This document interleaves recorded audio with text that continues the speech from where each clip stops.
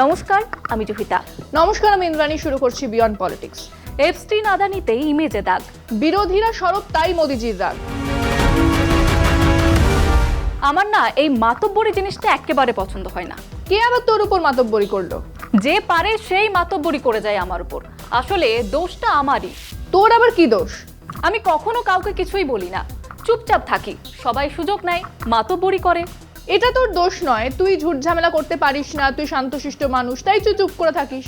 কিন্তু কেউ যে আমার কথা শোনে না, আমার উপর চোটপাট করে যায়। প্রতিবাদ কর। তুই না হয় শান্তশিষ্ট মানুষ, ঝগড়া না পারলেও প্রতিবাদ কর, না হলে তো মোদিজির মতো অবস্থা হবে। মোদিজি শান্তশিষ্ট মানুষ নাকি? সেসব কিছু না, কিন্তু ভয় পান। ভয় পেয়েই চুপ করে থাকেন। আমেরিকা এসে মাতব্বরি করে চলে যায়। কেন? কিসের ভয়? আমেরিকা আবার কি মাতব্বরি করলো? কিসের ভয় পরে বলছি, আগে মাতব্বরির গল্পটা বলি। বলো, কি মাতব্বরি? ট্রেড ডিল নিয়ে সবকিছু আমেরিকাই ঠিক করছে, ভারতের কোনো বক্তব্য নেই। প্রধানমন্ত্রী আমেরিকাকে ধন্যবাদ দিয়েছেন, কিন্তু ডিল হয়েছে কিনা স্পষ্ট করে বলেননি। অথচ ট্রাম্প ঘোষণা করে দিয়েছেন যে ট্রেড ডিল হয়ে গেছে। ট্রেড ডিলে হলোটা কি? হতে কি পারে? তুই এই খবরটা দেখ, ট্রেড ডিল পুরোটাই ধোঁয়াশা। 2রা ফেব্রুয়ারি মার্কিন প্রেসিডেন্ট ডোনাল্ড ট্রাম্প তাঁর সোশ্যাল মিডিয়ায় দাবি করেন ফোনে কথা বলে ভারত আমেরিকার মধ্যে একটি বাণিজ্য চুক্তি হয়েছে। এরপর ভারতের মন্ত্রী অশ্বিনী বৈষ্ণব ও পীযূষ গোয়ালও বলেন চুক্তি হয়েছে, কিন্তু সরকার কোনো লিখিত বিবৃতি দেয়নি। প্রধানমন্ত্রী মোদি তাঁর সোশ্যাল মিডিয়া পোস্টে শুধু বলেছেন ভারতীয় পণ্যের ওপর শুল্ক 50% থেকে কমে 18% হয়েছে। তিনি ডিল কথাটি বলেননি, বিস্তারিত কিছুই জানাননি। এতে বহু প্রশ্ন উঠছে। ট্রাম্প বলেছেন ভারত রাশিয়ার তেল কেনা কমাবে এবং আমেরিকা ও ভেনেজুয়েলা থেকে বেশি তেল কিনবে। আগে ভারত বলেছিল রাশিয়ার তেল কেনা ভারতীয়দের স্বার্থে ন্যায্য ও দরকারি। এখন কি সেই অবস্থান বদলে গেল? এতে সাধারণ মানুষের জ্বালানির দামে চাপ পড়বে কিনা তা নিয়েও সরকার কিছুই বলেনি। ট্রাম্প আরও দাবি করেছেন ভারত $500 বিলিয়ন বেশি আমেরিকান পণ্য কিনবে। ভারত এখন বছরে 50 বিলিয়নেরও কম পণ্য আমদানি করে। এত বড় অঙ্কের টাকা কোথা থেকে আসবে? সময়সীমা কি? বিপুল টাকার আমদানির বদলে ভারত কি পাবে তাও স্পষ্ট নয়। ট্রাম্প বলেছেন আমেরিকান পণ্যে ভারতের শুল্ক শূন্যে নামবে। কোন খাতে, কবে থেকে এই শুল্ক কার্যকর হবে কিছুই জানা নেই।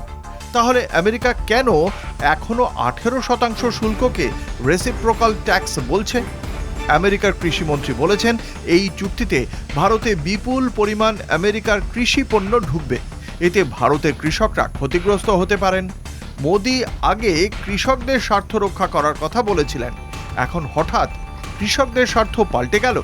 18% শুল্কে ভারতীয় পণ্য কিছুটা সুবিধা পাবে, কিন্তু ভারতের প্রতিবেশী দেশগুলো জিএসপি অর্থাৎ জেনারেলাইজড সিস্টেম অফ প্রেফারেন্সেসের সুবিধে পায়, ভারত তা পায় না।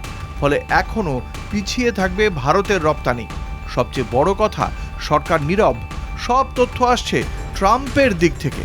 ঘোষণা আগে করছেন ট্রাম্প। এপস্টিন নথি ও আদানি মামলা নিয়ে টালমাটাল পরিস্থিতির মধ্যেই এই ঘোষণা। এসব কি নিছক কাকতালীয়? সরকার তাও পরিষ্কার করছে না।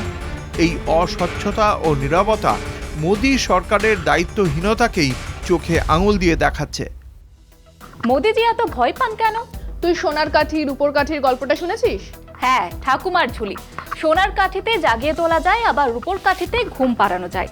একেবারেই তাই। ট্রাম্পের হাতে সোনার উপর দুটোর কাঠি রয়েছে, মোদিজিকে জাগানো আর ঘুম পাড়ানোর জন্য। মানে কি বলছো? কিছুই বুঝতে পারছি না। রাহুল গান্ধী বলেছেন দুটো প্রেসার পয়েন্টেই মোদিজি ট্রাম্পের সামনে চুপ। কোন দুটো প্রেসার পয়েন্ট? 1, আদানির বিরুদ্ধে কেস, 2, এপস্টিন ফাইল। আদানির বিরুদ্ধে কেস মানে ঘুষকাণ্ড? হ্যাঁ, আদানি সমন নিতে বাধ্য হয়েছেন। আদানি কেসের শিকড় কত গভীরে তা তদন্ত হলেই বেরোবে, সেখানেই ভয় পাচ্ছেন মোদি। আর এপস্টিন ফাইল, সেটা আবার কি কেলেঙ্কারি? অনিল আম্বানি নাকি মোদির প্রতিনিধি হয়ে হোয়াইট হাউসে কর্তা ব্যক্তিদের সঙ্গে যোগাযোগ করেছিলেন। মিডলম্যান ছিলেন এপস্টিন। আরও আছে। কি খবর? 2017 সালে ইসরায়েলে মোদির সফরে নাকি আমেরিকা ছড়ি ঘুরিয়েছিল। মোদির মন্ত্রী হরদীপ সিং পুরীর সঙ্গে এপস্টিনের অনেকবার যোগাযোগ হয়েছে। আরে এইসব নিয়েই মোদির ভয়? রাহুল গান্ধীর দাবি অনুযায়ী এই দুই ইস্যুকে নিয়ে ব্ল্যাকমেল করছে আমেরিকা। ডিটেলস দাও তো দুটো ইস্যুরই। তুই নিজেই দেখ, সাঁড়াশি চাপে প্রধানমন্ত্রী।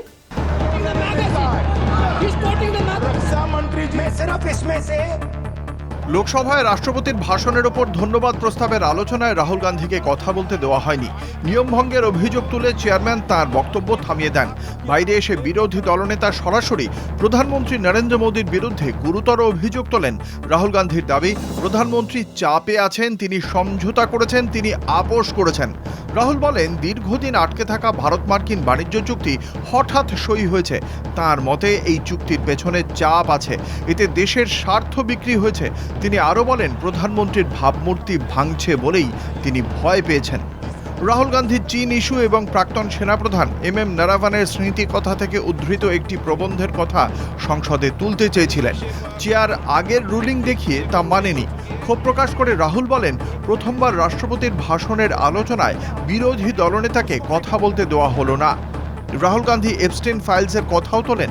তিনি বলেন, এই নথিতে আরও তথ্য আছে। সরকার আগেই এই দাবি খারিজ করেছে। বিদেশ মন্ত্রক জানিয়েছে 2017 সালে প্রধানমন্ত্রীর ইসরায়েল সফর হয়েছিল। সেটুকু বাদে ইমেলে থাকা বাকি ইঙ্গিত ভিত্তিহীন। এপস্টেইনের ইমেলে বলা হয়েছে, মোদির ইসরায়েল সফরে হস্তক্ষেপ করেছিল আমেরিকা। আমেরিকার প্রভাবেই হয়েছিল সেই সফর। মার্কিন বিচার দপ্তর প্রকাশিত নথিতে জেফ্রি এপস্টেইনের সঙ্গে কেন্দ্রীয় মন্ত্রী হরদীপ সিং পুরীর ইমেল ও বৈঠকের কথা উঠে এসেছে। 3টি বৈঠক নিউ ইয়র্কে হয়েছিল 2015, 16 এবং 2017 সালে। তখন পুরী সরকারি পদে ছিলেন না। তিনি বলেন, এগুলি কাজের সূত্রে বৈঠক, কোনো অপরাধমূলক যোগ নেই। বিজেপি আগেই একে নেম ড্রপিং বলেছিল।